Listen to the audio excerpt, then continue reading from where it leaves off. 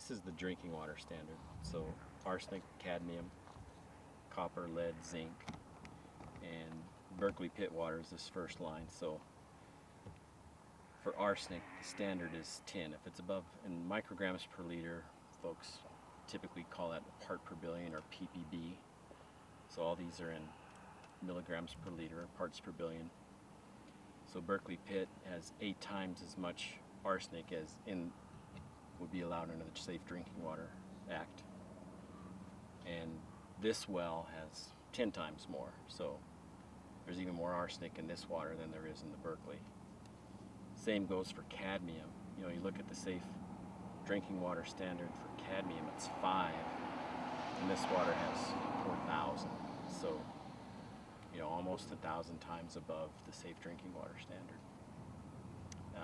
Copper,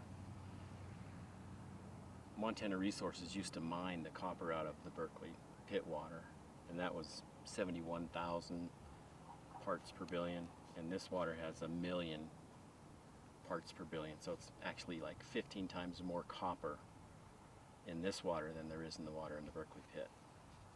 So if you could pump this out of the ground and run it over to MR's precip plant, I'm sure they'd love it, because they, at the time when they were running the precip plant, they were making decent money off mining the Berkeley pit water.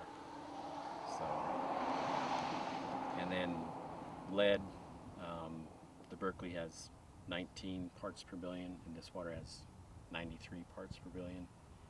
And then on zinc, the standard is 5,000, and the Berkeley has 550,000 parts per billion, and this water's slightly less than what Berkeley has, and it's 483,000 parts per billion. So, you know, if you think just of the copper, this water has 1/10 of 1% copper in it.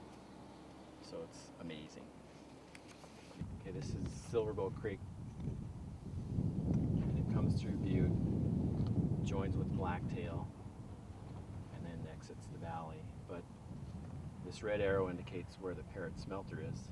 And you can see they actually had to, there were, I think, 6 smelters upstream of the Parrot. I think most people don't realize that Butte had more smelting capacity than Anaconda to begin with. And eventually, as the Anaconda company bought up all the smaller operations, the one in Anaconda was more efficient, and they expanded it more, and it just basically eliminated the smelter here. Plus, the air quality problems were significant in this valley, because you get inversions in the winter, and all that smoke would stay in the city and wasn't good for people's health.